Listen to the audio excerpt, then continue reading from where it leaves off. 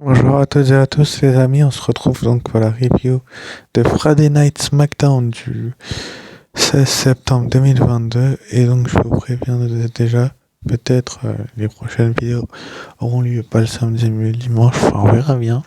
Mais en tout cas, tout ce que je peux vous dire, ou le samedi soir, enfin on verra bien que ça nous réserve, mais en tout cas ce que je peux vous dire c'est que sur ce SmackDown là, donc on a ouvert le show avec Logan Paul, donc Logan Paul qui avait annoncé sa présence via les réseaux sociaux par Twitter. Il nous a parlé d'un match contre Roman Reigns, tout simplement, enfin qu'il allait le défier, enfin il l'a défié tout simplement, etc.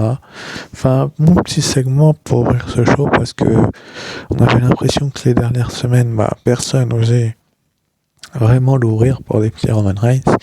Mais là, Logan Paul, lui, et le mec il vient, il se pointe et il défie Roman Reigns. Donc c'était plutôt intéressant. Donc il a été interrompu ensuite par la Bloodline et donc Paul Heyman. Paul Heyman qui lui a donc dit les quatre vérités, enfin le respect qu'il avait pour lui. Puis ensuite les quatre vérités, ce qui était plutôt assez intéressant étant donné que Paul Heyman on l'avait plus vu depuis SummerSlam. Logan Paul non plus d'ailleurs, donc c'était assez rigolo de les revoir à ce moment-là sur le même ring.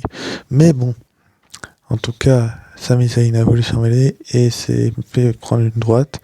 Finalement, ça nous a donc mené au premier match de la soirée. Donc, c'était Ricochet contre Sami Zayn, donc Ricochet, qui était accompagné de Logan Paul. Un match, comment dire, on peut dire qu'il était correct, mais que la WWE aurait pu encore améliorer certains détails, c'est-à-dire que la Bloodline, quand Sami Zayn s'est apprêté à finir le match à plusieurs reprises et bah est monté sur le ring et l'a empêché de gagner le match, c'est pas hyper cool pour Sami Zayn étant donné qu'il a rejoint la Bloodline un petit peu dû à l'absence des Usos, mais voilà quoi. Bref, ensuite après du coup on a eu donc Karrion Kross qui est revenu sur l'attaque qu'il a infligée à Drew McIntyre la semaine passée, donc il lui a dit tout simplement que c'était son tour, qu'il allait s'en occuper, tout simplement il était intéressé par le titre. Visiblement, pour le moment, c'est Logan Paul qui s'y dirige, mais pour Extreme Rules, ça peut être intéressant, vraiment un match entre Karrion Kross et Drew McIntyre, vu ce qui s'est passé la semaine dernière.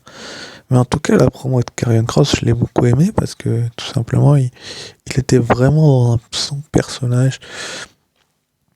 Et il a fait mal à beaucoup de gens, donc c'était vraiment intéressant de le voir dans son personnage, parce que ça aurait pu être fait autrement, mais bon, c'est comme ça, et le message a bien été reçu à mon avis. Ensuite, après, du coup, on avait une petite présentation de, comment dire, des maximum modèle que Ron Strowman a détruit. Donc ensuite après du coup Strowman a été interrompu par la musique de l'Alpha Academy. Puis Chad Gable et Otis ont attaqué Braun Strowman. Et Braun Strowman s'est pris à World Strongest Man de Otis. C'est la première fois qu'on le voyait au sol, mais c'est relevé à la manière de l'Undertaker, assez surprenant tout de même, mais bon, il s'est mis debout et puis il avait vraiment envie de se battre.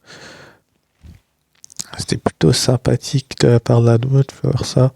Et voilà, quoi. Du coup, ensuite, après, on a eu donc Bailey qui a affronté donc Raquel Rodriguez. Raquel Rodriguez qui voulait se venger de ce qui s'est passé au dernier Raw.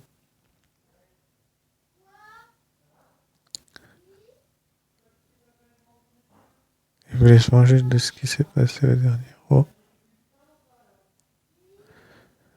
Elle voulait se venger de ce qui s'était passé donc au dernier Raw. Comme je vous ai dit. Et finalement, donc, du coup, elle a sur les prix à Takotaka et Io Sky durant la rencontre. Mais finalement, c'est Bailey qui a gagné suite à une distraction, enfin je crois, de Io Sky. Elle a pu porter son Splant pour remporter la victoire. Donc Bailey repart avec la victoire et prouve donc qu'elle est bien de retour au top de sa forme. Puis Dakota Kai et Io Sky et Bailey sont donc attaqués à Raquel Rodriguez. Mais comme vous pouvez le voir sur cette image, c'est Shotzi Shotzi qui nous a donc fait un face turn qui est venu en aide à Raquel Rodriguez pour mettre d'abord tirer à l'extérieur du ring Dakota Kai, puis elle a mis une clothesline à Io Sky et voilà. Et Bailey a pris la fuite et s'est arrêté là-dessus, c'était plutôt pas mal. Suite après, du coup, on avait donc une interview assise de Ronda Rousey qui devait être avec donc Kayla Braxton, mais Liv Morgan est arrivée et a dit à Kayla Braxton, bah, tout simplement casse-toi. Je sais pas d'autre mot, hein. Elle l'a viré tout simplement, Liv Morgan, et elle a posé quelques questions à Ronda Rousey, et pour pas qu'il y ait de controverse cette fois-ci du côté d'Extreme Rules, pour ceux qui ne le savent pas, Ronda Rousey s'est qualifiée lors du dernier SmackDown pour le match de championnat. Elle l'a défié dans un Extreme Rules match, donc un match où toutes les armes seront autorisées. Je me demande qui a eu cette idée-là. Sérieusement, je vois pas comment Liv Morgan peut s'en sortir dans un Extreme Rules match face à Ronda Rousey, même si c'est la seule à l'avoir battue 2 fois depuis qu'elle est revenue à la WWE. On va bien voir, mais j'ai vraiment hâte de voir ce que ça va donner la suite. Suite après, du coup, on a eu donc la réponse de Drew McIntyre, le psychopathe écossais, a répondu donc à Karrion Kross. C'était plutôt pas mal vu de la part des officiels de la WWE de faire ça pendant le show, parce qu'ils auraient pu faire ça la semaine suivante. Mais c'était une très bonne idée de faire ça pendant le show, étant donné que Drew McIntyre s'était fait attaquer la semaine dernière. Si tu laissais une semaine d'intervalle, t'avais pas vraiment de sens. Drew McIntyre a dit à Karrion Kross, tu veux mon attention, tu l'as désormais. C'était plutôt une bonne idée de la part de la WWE de faire ce segment-là, parce que ils auraient pu, comment je peux dire ça, faire ça autrement. Mais c'est plutôt une bonne nouvelle que Drew répond.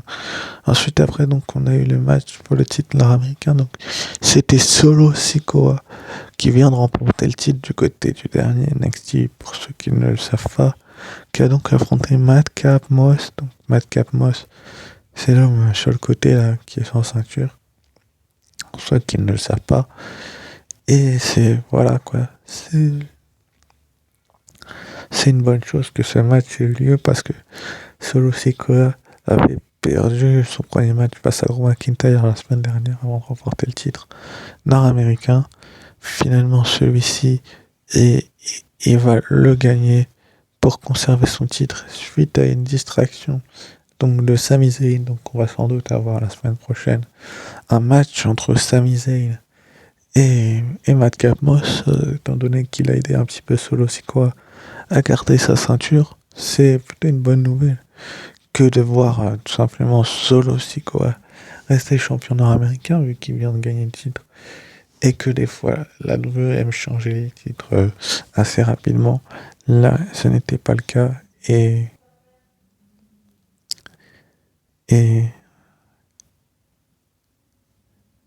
c'était pas le cas, et c'était vraiment intéressant de voir Solo Sikoa être mis sur les devants de la scène, et voilà. Ensuite, après, donc, dans le main event, on avait Hit Row contre New Day, contre les Brawling Brutes, contre Imperium, et Imperium a donc placé son finisher sur Kofi Kingston, mais les Brawling Brutes, donc Ridge Holland a viré tout simplement le membre d'Imperium pour faire le tomber, et donc les Brawling Brutes, donc Butch et Ridge Holland, ont gagné le droit à un match pour les championnats par équipe indisputés, donc de Raw et de SmackDown. Des Usos, ça sera la semaine prochaine du côté de SmackDown, et ça va être vraiment très très intéressant, parce que on n'a jamais eu ce type de rencontre là entre ces deux équipes là, et c'est vraiment une super nouvelle que de voir que les Brawling Brutes ont gagné. Ensuite, après, donc, on nous a annoncé pour la semaine prochaine, tout simplement, que Braun Strowman va donc affronter Otis suite à ce qui s'est passé hier soir. J'ai vraiment hâte de voir ce match, parce que j'ai l'impression que le Strowman Otis Et même si on va prendre des pincettes, vu qu'ils ont changé le main event, ça ne va pas du tout être celui-ci, mais ce match-là, je pense pas qu'il changera, on verra bien. Mais en tout cas, j'ai vraiment hâte de voir Braun Strowman détruire Otis.